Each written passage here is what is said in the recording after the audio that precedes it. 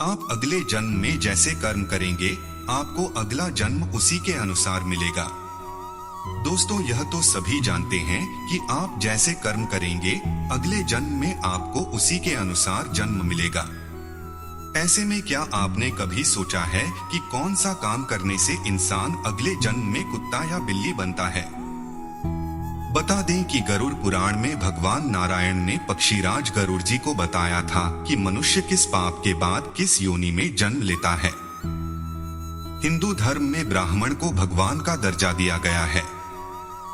शास्त्रों में यह भी बताया गया है कि यदि कोई व्यक्ति जानबूझकर या गलती से किसी ब्राह्मण की हत्या कर देता है तो उसे ब्रह्म हत्या का दोष लगता है। ये बहुत ही बड़ा पाप माना जाता है।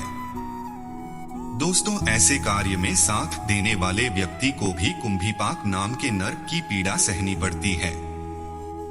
गरुड़ पुराण धर्म कांड के अध्याय 2 में विस्तार से बताया गया है कि जो पापी ब्राह्मण जैसे पूछनीय लोगों को मारता है, उन्हें मिर्च, अश्व, शुक्र और ऊंट की योनि प्राप्त होती है। भूख लगने पर भोजन की चोरी करना तो छोटा पाप है। मन भटकने पर कोई वस्तु चोरी कर ली, वो भी साधारण पाप की श्रेणी में आता है। लेकिन सोने की चोरी तो बहुत ही बड़ा पाप होता है। मित्रों, स्वागत है हमारे चैनल माया नगरी में। वीडियो शुरू करने से पहले अगर आप चैनल पर नए हैं तो चैनल को सब्सक्राइब कर ले और कमेंट में जय श्री राम लिखकर अपना प्यार अवश्य दे। तो अब वीडियो शुरू करते हैं। चोरी करने वाले व्यक्ति को नरक में दुख भोगना पड़ता है। चोरी करने वाले व्यक्ति या ऐसे काम में साथ देने वालों को तामिस्त्र नाम के नरक में दुख भोगना पड़ता है। वहीं उसे कीड़े मकोड़ों की योनि में भी जान मिलता है।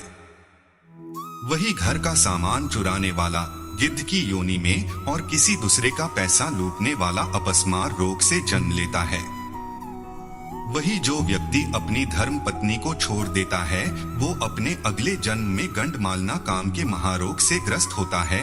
और जो इस तरीके बल पर संसार में जीवन यापन कर रहा है, वो अपने अगले जन्म में लंगड़ा पैदा होता है। गरुड़ पुराण में उल्लेख मिलता है दोस्तों की दूसरों की पत्नी से संबंध बनाने वाले व्यक्ति को घोर नरक में जगह मिलती है। फिर वहां उसे भेज या फिर कुत्ता, गिद्ध, सियार, सांप, कौवा और आखिर में बगोली की योनि प्राप्त होती है। वही इन सब जन्मों को जी लेने के बाद उसे मनुष्य योनि प्राप्त हो जाती है। वहीं जो लोग किसी से पैसा उधार लेते हैं और उसे लौटा नहीं पाते, वो व्यक्ति अपने दूसरे जन्म में कुत्ते की योनि में जन्म लेता है। अगर हम शास्त्रों की माने तो देवताओं और पूर्वजों को खुश किए बिना मरने वाला इंसान 100 सालों तक कौवे की योनि में जन्म मिलता है। उसके बाद मुर्गा फिर 1 महीने के लिए साहब की योनि में रहने के बाद उसके पापों का अंत होता है, तब जाकर उसे मनुष्य के रूप में जन्म लेना पड़ता है। आपको बता दें, अगर कोई मनुष्य किसी का कर देता है तो इस जघन्य पाप करने वाले अपने दूसरे जन्म में गधे की योनि प्राप्त करते हैं। मछली, कुत्ता और बकरी की योनि किसे मिलती है? लेकिन यदि वो जिस शास्त्र से हत्या करता है उसी से उसकी भी क्या हो जाती है? उसे मृग योनि में जन्म मिलता है। उसके बाद मछली, कुत्ता और बकरी योनि मिलती है। इन योनियों में जन्म लेकर आखिर में वो मनुष्य की योनि में जन्म लेता है। कहते हैं कि जो इंसान अपने से बड़ों का अनादर करता है, उन्हें कोच नाम की पक्षी के रूप में प्राप्ति मिलती है। इतना ही नहीं, 10 सालों तक उसे इस योनि में जीवन जीना पड़ता है, फिर जाकर उसे मनुष्य की योनि मिलती है। वही जो व्यक्ति किसी शास्त्र से किसी की जान ले लेता है, उसे गधे की योनि में जन्म लेना पड़ता है। उसके बाद वो हिरण की योनि में जन्म लेता है और फिर उसकी हत्या भी किसी शास्त्र से ही होती है, और फिर वो मछली, कुत्ता, बाघ और अंत में मनुष्य योनि को प्राप्त करता है। जो इंसान अकेले भोजन करता है वो दूसरे जन्म में संतानहीन रह जाता है। वहीं जो व्यक्ति फल चुराता है उसे बंदर की योनि प्राप्त होती है। गरुड़ पुराण में यह भी उल्लेख है कि देवी पिता या संतान को दुखी करने वाले लोगों की अगले जन्म में पृथ्वी पर जन्म लेने से पहले ही उनके गर्भ में मृत्यु हो जाती है।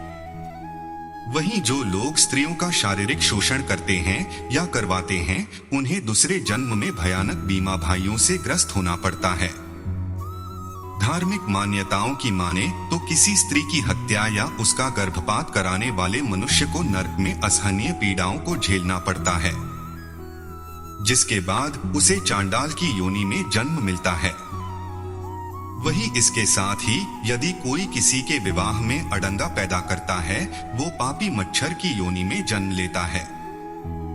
यदि उसे किसी तरह मनुष्य की योनि प्राप्त भी होती है तो उसका होंठ कटा हुआ होता है।